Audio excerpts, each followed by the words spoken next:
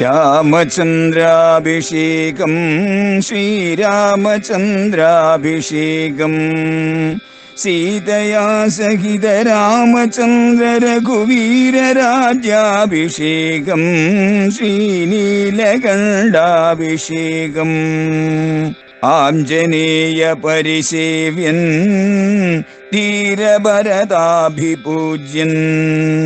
വീരലക്ഷ്മണ കുമാര ശത്രുഘ്ന സോദരാർച്ചിത പദാബ്ജൻ ശ്രീനീലകണ്ഠ ഹൃദയേശൻ രാമചന്ദ്രാഭിഷേകം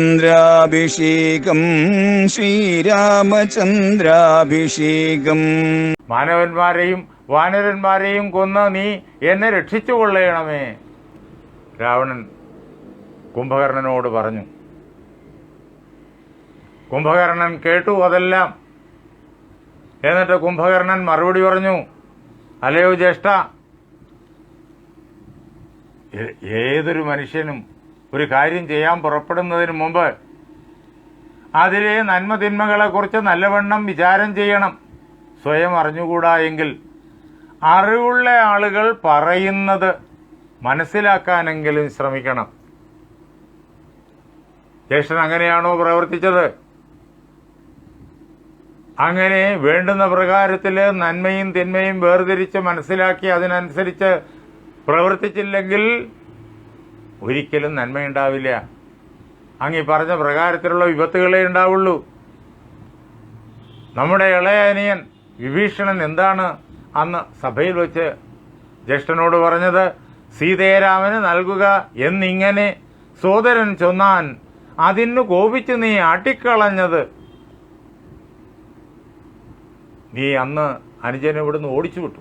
എന്തിന്?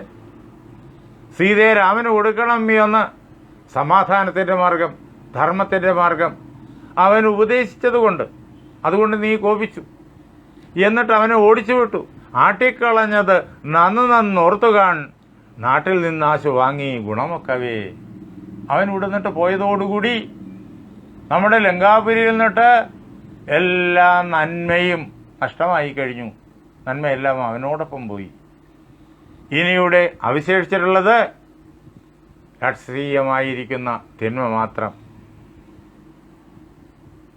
അല്ലയോ രാവണ, അങ്ങയുടെ പ്രവൃത്തികളുടെ എല്ലാം ഫലമാണ് ഇപ്പോൾ ഈ പ്രകാരത്തിലുള്ളതായ ദുഃഖങ്ങൾക്ക് കാരണമായിരിക്കുന്നത്. അങ്ങയെ പറഞ്ഞിളക്കാൻ വേണ്ടിയിട്ട് കുറേ മന്ത്രിമാരിവിടെ ഉണ്ടായിരുന്നു. ഇപ്പോഴും ഉണ്ട് അവര് അങ്ങയോട് അങ്ങയുടെ പഴയ കഥകളെല്ലാം പറഞ്ഞ് രാമനോട് യുദ്ധം ചെയ്യുവാൻ വേണ്ടിയിട്ട് പ്രോത്സാഹിപ്പിച്ചു. അവർക്ക് ആജ്ഞ കൊടുത്താൽ മതി, അവർ രാമനെ സംഹരിക്കുമെന്നൊക്കെ അവർ അവകാശവാദം പുറപ്പെടുവിച്ചു. അവർ പറയുന്നത് അങ്ങ് കേട്ടു. അവരെല്ലാം ബുദ്ധിഹീനന്മാരാണ്. മൂഢരാം മന്ത്രികൾ ചൊല്ലു കേട്ടിടുകിൽ നാടും ആയുസ്സും കുലവും നശിച്ചു പോവും. മൂഢന്മാരായിരിക്കുന്ന ഈ മന്ത്രിമാര് പറയുന്നത് അനുസരിച്ച് കഴിഞ്ഞാൽ നാട് നശിക്കും, ആയുസ് നശിക്കും, വംശം നശിക്കും. രാവണ, അതാണ് സംഭവിച്ചുകൊണ്ടിരിക്കുന്നത്. നമ്മുടെ വംശത്തിനും നല്ല നാട്ടിനും ഉന്മൂലനാശം വരുത്തുവാനായല്ലോ ജാനകി തന്നെ ഒരു ആശയുണ്ടായതും. നിനക്ക് സീതാദേവിയെ കണ്ടപ്പോഴേക്കും മോഹമുണ്ടായി. ആ മോഹം എന്തിനു വേണ്ടിയിട്ടാണെന്നറിയോ? ഇപ്പോഴെങ്കിലും തിരിച്ചറിയണം. നമ്മുടെ നാടിനെ നശിപ്പിക്കാൻ വേണ്ടിയിട്ടായിരുന്നു ആ മോഹം. നമ്മുടെ വംശത്തെ നശിപ്പിക്കാൻ വേണ്ടിയിട്ടായിരുന്നു ആ മോഹം. അല്ലയോ രാത്രിഞ്ചരേശ്വര, ഇന്ദ്രിയങ്ങൾക്ക് വശനായിരിപ്പവന് എന്നും ആപത്തൊഴിഞ്ഞില്ലെന്ന് നിർണയം. ആരാണോ ഇന്ദ്രിയങ്ങൾ പറയുന്നതനുസരിച്ചിട്ട് പ്രവർത്തിക്കുന്നത്, വരുംവരായികളെക്കുറിച്ച് ചിന്തിക്കാതെ, ധർമാധർമ്മങ്ങളെക്കുറിച്ച് ചിന്തിക്കാതെ, ഇന്ദ്രിയങ്ങളുടെ ആഗ്രഹമെല്ലാം നിറവേറ്റി കൊടുക്കാൻ വേണ്ടിയിട്ട് മാത്രമായിട്ട് ജീവിതത്തെ ഒഴിഞ്ഞു വയ്ക്കുന്നത്, അവന് ആപത്ത് ഉറപ്പാണ്. അങ്ങ് വിചാരിക്കുന്ന പ്രകാരത്തിലൊരു മനുഷ്യനല്ല രാമൻ, മാനുഷനല്ല രാമൻ. പിന്നെ ആരാ രാമൻ? പുരുഷോത്തമൻ, നാനാജഗന്മയൻ, നാരായണൻ പരൻ. പുരുഷോത്തമനാണ് അദ്ദേഹം. ഈ ലോകത്തിൽ സർവത്ര നിറഞ്ഞു നിൽക്കുന്നു അദ്ദേഹം. പ്രപഞ്ചം മുഴുവൻ അദ്ദേഹത്തിൻ്റെ ഉള്ളിലാണ്. അദ്ദേഹം ഈ പ്രപഞ്ചത്തിന് അതീതവുമാണ്. സീതയായിരിക്കുന്നത് യോഗമായാദേവിയാണെന്നറിയണം. ഒരവസരത്തിൽ ഞാൻ വിശാലയിൽ നരനാരായണാശ്രമത്തിൽ എത്തിച്ചേരുന്ന അവസരത്തിൽ അവിടെ ഞാൻ കുറേ നാൾ വസിച്ചു. അന്ന് നാരദമുനി അതിലേ വന്നു. അദ്ദേഹത്തെ കണ്ട് ഞാൻ അദ്ദേഹത്തെ നമസ്കരിച്ചു. ആദരവോടുകൂടിയിട്ട് അദ്ദേഹത്തോട് വൃത്താന്തങ്ങൾ ഞാൻ ചോദിച്ചു. അപ്പോഴേക്കും എന്നോട് പറഞ്ഞു, നാരദൻ്റെ വാക്കുകളാണിതെല്ലാം, രാവണപീഡിതന്മാരായി ചമഞ്ഞോരു ദേവകളും മുനിമാരും ഒരുമിച്ച് ദേവദേവേശനാം വിഷ്ണു ഭഗവാനെ സേവിച്ചുണർത്തിച്ചു സങ്കടമൊക്കവേ. അങ്ങയുടെ അതിക്രമം അതുമൂലം ലോകം മുഴുവൻ വേദനിക്കുന്നു. മനുഷ്യരുടെയും മൃഗങ്ങളുടെയും പക്ഷിവൃക്ഷാദികളുടെയും എല്ലാം വേദന ദേവന്മാരെ വേദനിപ്പിക്കും. കാരണം എല്ലാറ്റിൻ്റെയും ഉള്ളിൽ നിറഞ്ഞിരിക്കുന്നത് ദേവന്മാരാണല്ലോ. അങ്ങനെ ആ ദേവന്മാർ എന്ത് ചെയ്തു എന്ന് വെച്ച് കഴിഞ്ഞാൽ, അവർ ബ്രഹ്മാവിനെയും കൂട്ടി ദേവദേവനായിരിക്കുന്ന മഹാവിഷ്ണുവിനെ ശരണം പ്രാപിച്ച് അദ്ദേഹത്തെ സേവിച്ച് അദ്ദേഹത്തോട് പറഞ്ഞു സങ്കടങ്ങളെല്ലാം. ആ അവസരത്തിൽ അദ്ദേഹം ദേവന്മാർക്ക് ഉറപ്പ് കൊടുത്തു, പൃഥ്വിയിൽ ഞാൻ അയോധ്യയായാം ദശരഥപുത്രനായി വന്ന് പിറന്ന് ഇനി സത്വരം നക്തഞ്ചരാധിപൻ തന്നെയും നിഗ്രഹിച്ച് അത്തൽ തീർത്തിയിടുവൻ ഈ ത്രിലോകത്തിങ്കൽ. ഞാൻ ഭൂമിയിൽ ജനിക്കാം, അയോധ്യയിൽ ദശരഥന് പുത്രനായിട്ട് ഞാൻ ഉടനെ തന്നെ ജനിക്കും. എന്നിട്ട് കാലം വൈകിക്കാതെ തന്നെ നക്തഞ്ചരാധിപനായിരിക്കുന്ന രാവണനെ ഞാൻ സംഹരിക്കും. അങ്ങനെ ലോകത്തിൻ്റെ ദുഃഖത്തെ മുഴുവൻ ഞാൻ ഇല്ലാതാക്കി തീർക്കും. സത്യസങ്കല്പനായിരിക്കുന്ന ഈശ്വരനാണ് തൻ്റെ ശക്തിയായിരിക്കുന്ന ആ മായാഭഗവതിയോടൊപ്പം ഭൂമിയിൽ രാമനായി അവതരിച്ചിരിക്കുന്നത്. ആ മായാഭഗവതിയാണ് സീത എന്നും അറിഞ്ഞുകൊള്ളണം. അല്ലയോ രാവണ, രാമൻ പരബ്രഹ്മമായ സനാതനൻ, കോമളൻ ഇന്ദീവരതളശ്യാമളൻ. ആ രാമനെ നീ ആശ്രയിച്ചുകൊള്ളൂ.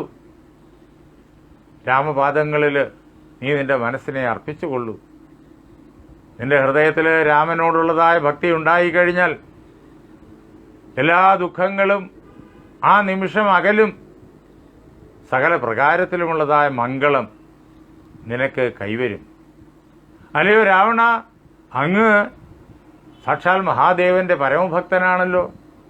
ആരാ ഈ രാമനെന്നോ?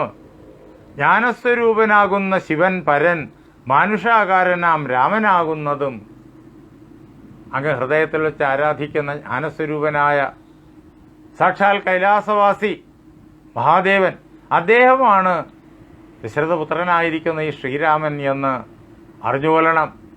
താരക ബ്രഹ്മമെന്നത്രേ ചൊല്ലുന്നതും ശ്രീരാമദേവനെ തന്നെ ഭജിക്ക നീ. എല്ലാ വിപത്തുകളിൽ നിന്നും, എല്ലാ ബന്ധനങ്ങളിൽ നിന്നും, ജനിമൃതി പരമ്പരകളിൽ നിന്നും ഭക്തജനങ്ങളെ മോചിപ്പിക്കുന്ന പരമാത്മാവാണ് ഈ രാമൻ എന്ന് അറിവുള്ള ആളുകൾ വളരെ സ്പഷ്ടമായിട്ട് ലോകത്തോട് പറയുന്നു. അതുകൊണ്ട് ഞാൻ നിനക്ക് ഈ അവസരത്തിലെങ്കിലും ചെയ്യേണ്ടത് എന്താണ് എന്ന് ഉപദേശിച്ചു തരാം. ഇത്രയും യുദ്ധം കഴിഞ്ഞല്ലോ. ആ യുദ്ധത്തിലുണ്ടായ സംഭവങ്ങൾ അങ്ങയ്ക്ക് അറിയാമല്ലോ. അതിൻ്റെ പരിണാമം ഏത് പ്രകാരത്തിലാണ് അങ്ങയെ വേദനിപ്പിക്കുന്നത് എന്ന് ഇനി അങ്ങയെ പറഞ്ഞറിയിക്കേണ്ട കാര്യവുമില്ലല്ലോ. ഇതിൽ നിന്ന് മനസ്സിലാക്കാൻ രാമൻ ആരാണ് എന്ന് നാരദൻ എനിക്ക് പറഞ്ഞു തന്നതായ സത്യം, മഹാവിഷ്ണു ദേവന്മാരോടും ബ്രഹ്മാവിനോടും ചെയ്തതായ പ്രതിജ്ഞ, അത് നാരദനിൽ നിന്നിട്ടാണല്ലോ ഞാൻ കേട്ടത് നരനാരായണാശ്രമത്തിൽ വെച്ച്.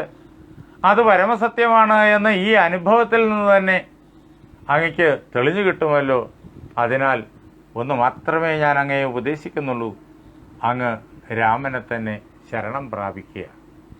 എങ്കിൽ ലങ്കയ്ക്ക് ഇനി യാതൊരു ദുഃഖവും ഉണ്ടാവില്ല, സകല ഐശ്വര്യങ്ങളും വന്നു ചേരും എന്ന് അങ്ങ് അറിഞ്ഞുകൊള്ളുക. കുംഭകർണൻ രാവണന് വേണ്ടുന്നതായിട്ടുള്ള മോചനത്തിൻ്റെ മാർഗം രാവണനെ കേൾപ്പിക്കുന്നത് നാം ഇവിടെ കാണുന്നു. ലങ്ക എന്നുള്ളത് എന്താണ് എന്ന് ചിന്തിക്കാനുള്ള സമയമാണിത്. നമ്മുടെ മനസ്സ് തന്നെയാണ് ലങ്ക. ചരിത്രപരമായിട്ട് ഭൗതിക മണ്ഡലത്തിൽ ലങ്കയുണ്ട്, അയോധ്യയുണ്ട്, രാവണനുണ്ട്, രാമനുണ്ട്. ഇതെല്ലാം ത്രേതായുഗത്തിലെ ചരിത്ര സംഭവം. പക്ഷേ ആ ചരിത്ര സംഭവം എന്നും ആവർത്തിക്കുകയാണ്. ഇതെന്നും ആവർത്തിക്കുന്ന സംഭവമാണ്. ലോകം മുഴുവൻ ആവർത്തിക്കുന്നു, ഓരോ രാജ്യത്തിലും ആവർത്തിക്കുന്നു, ഓരോ നാട്ടിലും ആവർത്തിക്കുന്നു, ഓരോ കുടുംബത്തിലും ആവർത്തിക്കുന്നു, ഓരോ മനുഷ്യനിലും ഇത് ആവർത്തിക്കുന്നു. ലങ്ക എന്നുള്ളത് നമ്മുടെ മനസ്സ് തന്നെയാണ്. കാമക്രോധ ലോഭമോഹാദി വികാരങ്ങൾ നമ്മുടെ മനസ്സിനെ കീഴ്പ്പെടുത്തി കഴിഞ്ഞാൽ ആ മനസ്സ് ലങ്കയായിത്തീരും. കാമക്രോധ ലോഭം മോഹാദികളാണ് മനസ്സിനെ ലങ്കയാക്കി മാറ്റുന്നത്. അതാണ് രാവണനും കുംഭകർണനും ഒക്കെ, രാക്ഷസന്മാരുമൊക്കെ. ആരാ രാവണൻ? രാജസ ഗുണത്തിൻ്റെ പൂർണ്ണതയാണ്. ആരാണ് കുംഭകർണൻ? തമോ ഗുണത്തിൻ്റെ പൂർണ്ണതയാണ്. അതുകൊണ്ടാണ് 6 മാസം ഊണ് 6 മാസം ഉറക്കം എന്നെല്ലാം ആലങ്കാരികമായിട്ട് കുംഭകർണനെ കുറിച്ച് പറയുന്നത്. താമസ ഗുണമാണ് കുംഭകർണൻ, രാജസ ഗുണമാണ് രാവണൻ. കാമക്രോധ ലോഭമോഹ മത മാത്സര്യ ദംഭ അസൂയാദികളെല്ലാം രജോ ഗുണത്തിൻ്റെ പ്രത്യേകതകളാണ്, രാവണന്റെ പ്രത്യേകതകളാണ്. ഇങ്ങനെ നമ്മുടെ മനസ്സിൽ രാവണനും കുംഭകർണനും ശൂർപ്പണഖയും അവരുടെ സഹായികളായിട്ടുള്ള രാക്ഷസന്മാരും നിറഞ്ഞിരുന്നാൽ നമ്മുടെ മനസ്സ് ലങ്കയാകും. എന്നാൽ ഈ മനസ്സിൽ രാവണൻ ഇടം കൊടുക്കാതെ, കുംഭകർണൻ ഇടം കൊടുക്കാതെ, രാക്ഷസന്മാർക്ക് ഇടം കൊടുക്കാതെ, ഇതെല്ലാം ദുഷ്ടമായിട്ടുള്ള വികാരങ്ങളാണ്, അവയ്ക്കൊന്നിനും ഇടം കൊടുക്കാതെ രാമനെ പ്രതിഷ്ഠിച്ചാലോ? രാമനെ പ്രതിഷ്ഠിച്ചാൽ ഇതേ മനസ്സ് അയോധ്യയായി മാറും. മനസ്സ് തന്നെയാണ് അയോധ്യ, മനസ്സ് തന്നെയാണ് ലങ്ക. നാം ആരെ നമ്മുടെ മനസ്സിൽ പ്രതിഷ്ഠിക്കുന്നു എന്നതിനെ ആസ്പദമാക്കിയിരിക്കുന്ന കാര്യങ്ങൾ. രാവണനെയും കുംഭകർണനെയും ശൂർപ്പണഖയെയും എല്ലാം പ്രതിഷ്ഠിച്ചാൽ നമ്മുടെ മനസ്സ് ലങ്കയാകും. അവിടെ എന്നും യുദ്ധവും കോലാഹലവും കലഹവും ദുഃഖവും ഭയവും ഒക്കെ തന്നെയായിരിക്കും. ശാന്തി എന്നുള്ളത് ഒരിക്കലും ഉണ്ടാവില്ല. ലോകചരിത്രം മറിച്ച് നോക്കിക്കഴിഞ്ഞാൽ നമുക്കിത് ഇങ്ങനെ കാണാം.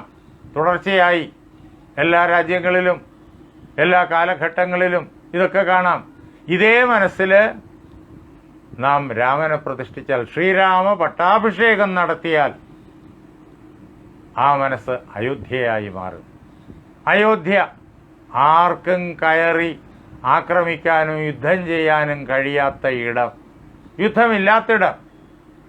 അവിടെ കാമമില്ല, ക്രോധമില്ല, ലോഭമില്ല, മോഹമില്ല.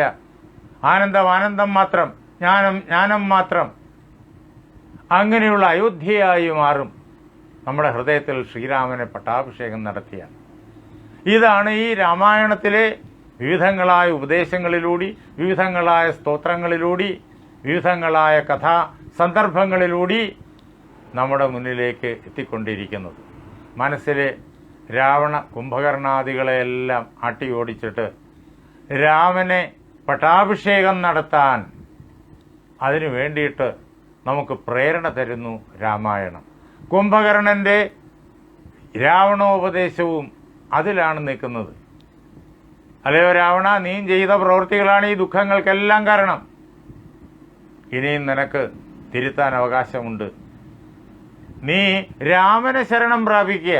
കാമക്രോധാദികളെല്ലാം വലിച്ചു കളഞ്ഞ്, രാക്ഷസീ ബുദ്ധിയെ വലിച്ചു കളഞ്ഞ്, ദൂരേക്ക് വലിച്ചു കളഞ്ഞ് നിന്റെ ഹൃദയത്തിൽ രാമനെ പ്രതിഷ്ഠിക്കുക, രാമന് ശരണം പ്രാപിക്കുക, രാമ രാമ രാമ രാമ എന്ന് ജപിക്കുക. എങ്കിൽ നിന്റെ മനസ്സ് അയോധ്യയാകും. സകല ദുഃഖങ്ങളും തീരും, പരമമായിരിക്കുന്ന ശാന്തി കൈവരും. ഇങ്ങനെ കുംഭകർണൻ രാവണനെ ഉപദേശിക്കുന്നത് നാം കേട്ടു, കുംഭകർണന്റെ നീതിവാക്യം. പക്ഷേ രാവണൻ അതിൽ അടങ്ങുന്നില്ല. അത് നമുക്ക് അടുത്ത ദിവസം കാണാം. നാളെ 8:30 നമുക്ക് ഇതേപോലെ ഒരുമിച്ച് കൂടാം.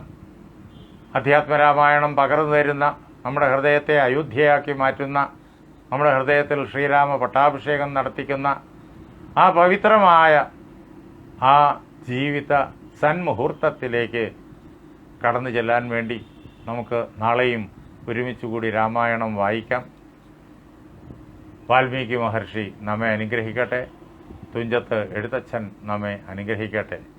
എൻ്റെ വാക്കുകളാകുന്ന പൂജാപുഷ്പങ്ങൾ പാർവതീ പരമേശ്വരന്മാരുടെ പാദങ്ങളിൽ, ശ്രീരാമസീത ആഞ്ജനേയന്മാരുടെ പാദങ്ങളിൽ, എൻ്റെ ഗുരുനാഥനായ ജഗദ്ഗുരു സ്വാമി സത്യാനന്ദ സരസ്വതിയുടെ പാദങ്ങളിൽ, എൻ്റെ പരമഗുരുവായ ബ്രഹ്മശ്രീ നീലകണ്ഠ ഗുരുപാദരുടെ പാദപങ്കജങ്ങളിൽ, നിങ്ങളുടെ ഓരോരുത്തരുടെയും ഗുരുവിൻ്റെ പാദപത്മങ്ങളിൽ ആ ധന്യമായ സങ്കല്പം കൊണ്ട് പവിത്രമായിരിക്കുന്ന നിങ്ങളുടെ ഹൃദയങ്ങളിൽ പൂജാപുഷ്പങ്ങളെന്നോണം സമർപ്പിച്ചുകൊള്ളുന്നു.